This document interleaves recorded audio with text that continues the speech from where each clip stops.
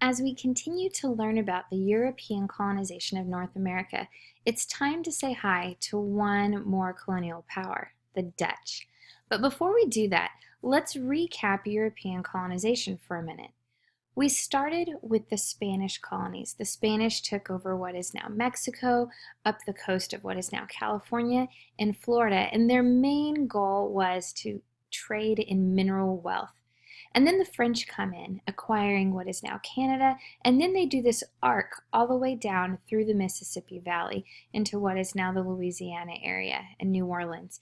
And the French were there for trade. This left the British the 13 colonies along the eastern coast, and their primary goal was agriculture, and they came not for trade, but to settle. Now, after English colonization began, the other nations continued their ventures, including one more newcomer to the scene.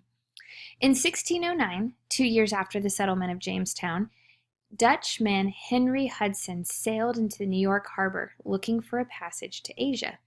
Now, he was smarter than Columbus. He realized he wasn't in Asia, so he claimed that area as New Netherlands.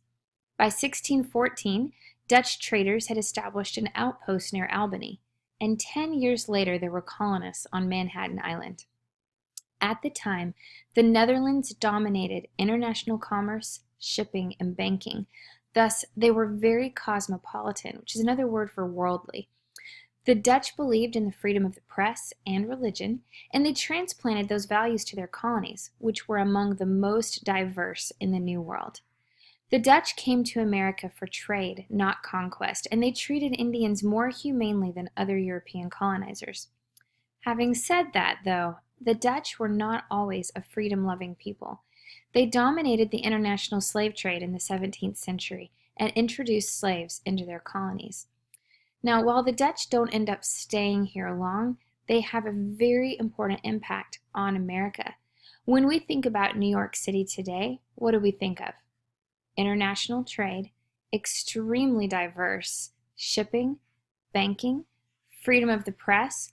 All of those more liberal cosmopolitan ideals came out of the Dutch settlement of New Netherland. In addition, when we look at the number of slaves or the percentage of slaves in the northern colonies, New York has a higher percentage than just about any other northern colony.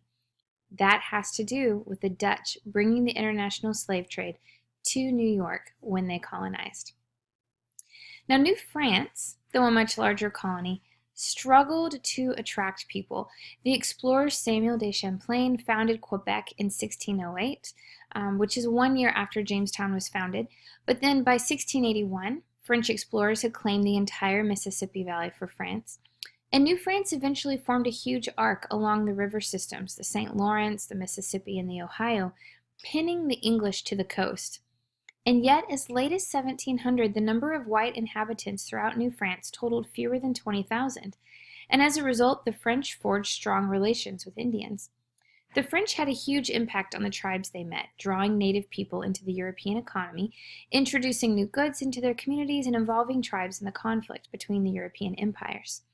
Indians also had a huge impact on the French, who were more willing to accept native people as part of their society.